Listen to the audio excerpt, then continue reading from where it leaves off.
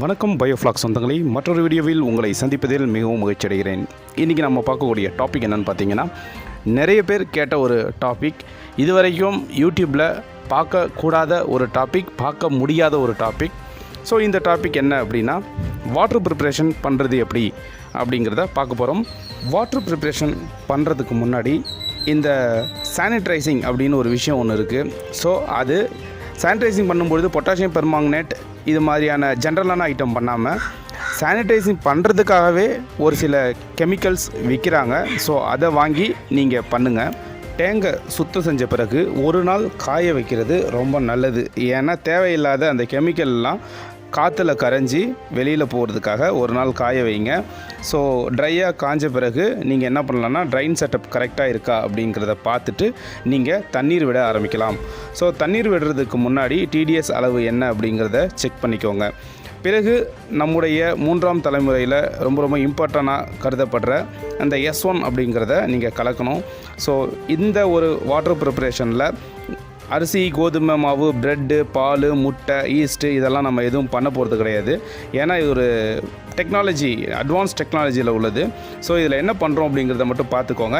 இது மாதிரி செஞ்சிங்கன்னா 6 மாதத்தில் உங்களுக்கு நல்ல ஒரு க்ரோத் கிடைக்கும். நல்ல மாதிரி ஒரு கல்ச்சரை நீங்கள் எடுக்கலாம் அப்படிங்கிறதுக்காக தான் இந்த வீடியோ. இந்த வீடியோவிலேருந்து நீங்கள் என்ன தெரிஞ்சுக்கணும் அப்படின்னா, ஸோ அட்வான்ஸாக ஒரு சில விஷயங்கள் வரும்பொழுது நம்ம பழைய முறையை பின்பற்ற வேண்டாம் அப்படிங்கிறது தான். சரி, ரைட். இப்போ வாங்க, இப்போது S1, S2, S3 இதெல்லாம் நம்ம எடுத்து கலந்துடலாம். ஸோ இந்த S1, S2, S3லாம் கெமிக்கல் கிடையாது. இது எல்லாமே ஒரு ஆயுர்வேதிக் ஐட்டம் தான். ஸோ அது என்ன அப்படிங்கிறது பிறகு நம்ம பார்க்கலாம். பிறகு நம்ம என்ன செய்யணும்னா, இந்த FLM பவுடர், இந்த S1, S2, S3 அந்த காம்பினேஷனில் உள்ள ஐட்டம் எல்லாத்தையும் ஒரு பக்கெட்டில் போட்டு காற்று போகாமல் ஒரு நாள் வைக்கணும். ரைட்டுங்களா? இப்போது நேற்று நைட்டு வச்சிங்க அப்படின்னா இன்றைக்கி காலையில் நம்ம யூஸ் பண்ணுற மாதிரி எடுத்துடணும். ஸோ இது ஃபெர்டிலைஸ் ஆன பிறகு அடுத்த நாள் தண்ணியில் கரைச்சி நம்மளுடைய பயோஃப்ளாக் டேங்கில் விட்டுறலாம். ஸோ இது என்ன ஒரு புது மெத்தடாக இருக்குது அப்படின்னு நீங்கள் நினைக்கலாம். ஸோ இதுதான் சக்ஸஸ்க்கான ஒரு அடுத்த ஸ்டெப் அப்படின்னு நம்ம சொல்லலாம். ஏன்னா இப்போ நம்ம புது டெக்னாலஜி N2N பவுடர் அப்படிலாம் நம்ம கலக்கிறோம் இல்லைங்களா? ஸோ N2N அப்படிங்கிறது ஒரு புது வகையான வெளிநாட்டுகள்லேருந்து இறக்குமதி செய்யப்படக்கூடிய ஒரு ப்ரோபயோட்டிக் வகையை சார்ந்த ஒரு பவுடர், சரிங்களா? ஸோ அதனால் இந்த ஒரு மெத்தடு நல்லா இருக்கும் அப்படிங்கிறதுனால, நல்ல ஒரு க்ரோத் கிடைக்குது அப்படிங்கிறதுனால நம்ம இந்த மாதிரி ஒரு ப்ரொசீஜரை நம்ம என்ன பண்ணுறோம் அப்படின்னா ஃபாலோ பண்ணுறோம். இந்த வாட்டர் ப்ரிப்ரேஷன் நடந்து முடிஞ்ச பிறகு நம்ம சீடு சேர்க்கணும். ரைட்டுங்களா? ஸோ சீடை என்ன பண்ணுவோம், சேர்ப்போம். சீடு சேர்த்துட்டு அதோடைய N2N அப்படிங்கிற ஒரு பவுடர் சேர்ப்போம். அதுக்கு பிறகு என்சைம் சேர்க்குறோம், சரிங்களா? இதெல்லாம் சேர்த்து என்ன பண்ணுறோம் அப்படின்னா தண்ணியில் கலக்க போகிறோம், சரிங்களா? ஸோ இந்த வாட்டர் ப்ரிப்ரேஷன் டேஸ் பார்த்தீங்க அப்படின்னா 15 to 90 டேஸு. அதற்கு பிறகு வீக்லி 1 டைம்ஸ் நம்ம என்ன பண்ண போகிறோம் அப்படின்னா N2N பவுடரை நம்ம மிக்ஸ் பண்ணி போட போகிறோம். அப்புறம் இந்த FCR அப்படின்னு சொல்லக்கூடிய அந்த முறை, ரைட்டுங்களா? ஸோ அது எவ்வளோ சாப்பாடு கொடுக்கணும், அதுக்கு எவ்வளோ சாப்பிடும், அந்த கால்குலேஷன்லாம் இருக்குது. ஸோ இந்த கால்குலேஷன் நம்ம போட வேண்டிய தேவையில்லை. ஏன்னா TN பயோஃப்ளாகில் பயிற்சி எடுத்தவங்களுக்கு தெரியும். ஸோ நம்மளுடைய ஆப் இருக்குது, அதில் எத்தனை மீன்களோட எண்ணிக்கை எவ்வளோ அப்படின்னு நீங்கள் அதுக்கிட்ட என்ட்ரு பண்ணிட்டீங்கன்னா அந்த ஆப்பில் கால்குலேட் பண்ணால் அது ஒரு நாளைக்கு எவ்வளோ, அது ஒரு மாதத்துக்கு எவ்வளோ அப்படிங்கிற டீட்டெயில்ஸ் எல்லாமே அது கொடுத்துரும். இப்போ சாப்பாடு போடும்பொழுது நம்ம என்ன பண்ணணும் அப்படின்னா, அதுக்கான சாப்பாடு எப்படி கொடுக்கணும் அப்படிங்கிற ஒரு ப்ரொசீஜர் TN பயோஃப்ளாகில் இருக்குது.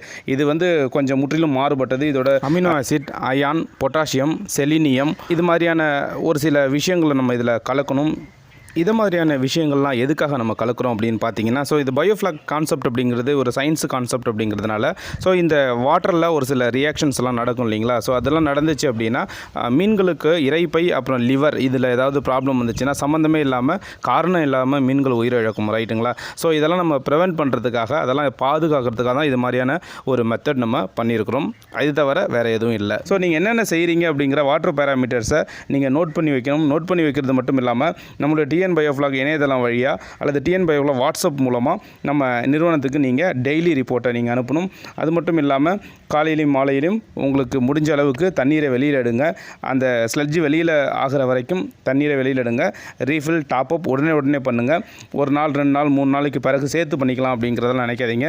எவ்வளோ தண்ணி எடுக்கிறீங்களோ அவ்வளோ தண்ணி எடுத்த பிறகு திரும்பவும் நீங்கள் என்ன பண்ணுங்கள் அப்படின்னா தண்ணியை ரீஃபில் பண்ணிவிடுங்க. 15 நாட்களுக்கு ஒரு தடவை நம்ம N2N ஸ்பெஷல் பவுடர் ரைட்டுங்களா, இதுதான் நம்ம மீன்களை காப்பாற்றும், குரோத்தையும் உண்டு பண்ணும் ரைட்டுங்களா. ஸோ இது ரொம்ப ரொம்ப முக்கியமான விஷயம்.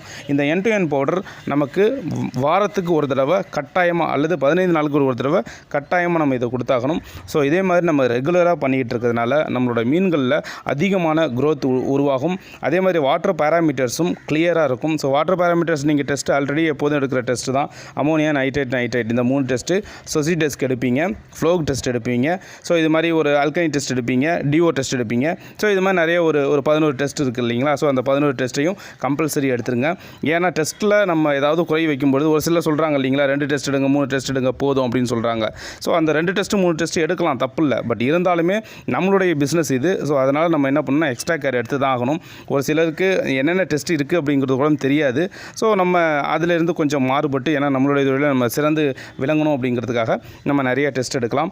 ஸோ சப்போஸ் ஒரு வேளை இந்த மீன்களில் அந்த பெருசு சின்னது அப்படிங்கிற மாதிரி ஒரு கான்செப்ட் வரும்பொழுது நீங்கள் என்ன பண்ணலான்னா, ஒரு தனியாக ட்ரம் ஒன்று வச்சு அதை ஃபில்டர் பண்ணுறதுக்காக பெரிய சைஸெல்லாம் ஒரு ரகமாகவும் சின்ன சைஸெல்லாம் ஒரு ரகமாகவும் பிரித்து நீங்கள் போட்டிங்க அப்படின்னா நீங்கள் சாப்பாடு கொடுக்கும்பொழுது கொஞ்சம் நல்லா சாப்பிடும் ரைட்டுங்களா. அதாவது என்னென்னா, சின்ன மீன்களுக்கு சின்ன சைஸு உணவையும் பெரிய மீன்களுக்கு பெரிய சைஸ் உணவையும் கொடுக்கறதுக்கு இது ஒரு வசதியாக இருக்கும். அப்படிங்கிறதுக்காக தான் நம்ம என்ன பண்ணுவோம்னா பிரிப்போம். ஸோ பிரித்து போடும்பொழுது அதுக்கான பிரத்யேக ஏற்பாடுகள் நம்ம பயிற்சி எடுத்தவங்களுக்கு தெரியும். ஸோ இனிமேல் பயிற்சி எடுக்க வரவங்களுக்கும் இந்த மாதிரி ஒரு ப்ரொசீஜர் எப்படி பிரிக்கணும் அப்படிங்கிறத நம்ம சொல்லி தருவோம். ஸோ இது பிரிக்கிறது அப்படிங்கிறது ஒரு செகண்டரி தான் ரைட்டுங்களா. ஸோ இதுக்கு முன்னாடி நம்ம யூஸ் பண்ண S1, S2, S3 பிறகு அப்புறம் N2N அந்த ஒரு முக்கியமான ஒரு ப்ரொபயோட்டிக் பவுடர், நோய்கள் வராமல் இருக்கிறதுக்கு என்னென்ன ஏற்பாடுகள் செய்யணும் அப்படிங்கிறத பற்றி, பிறகு அந்த வாட்டரோட குவாலிட்டி எப்படி இருக்கணும் அப்படிங்கிறத பற்றியும் ஒரு சில ப்ரொசீஜர்ஸ் இருக்குது. ஸோ இதெல்லாம் நம்ம சரியாக செய்யும்பொழுது நமக்கு என்ன ஆகும்னா கட்டாயமாக வெற்றி மட்டும்தான் கிடைக்கும்.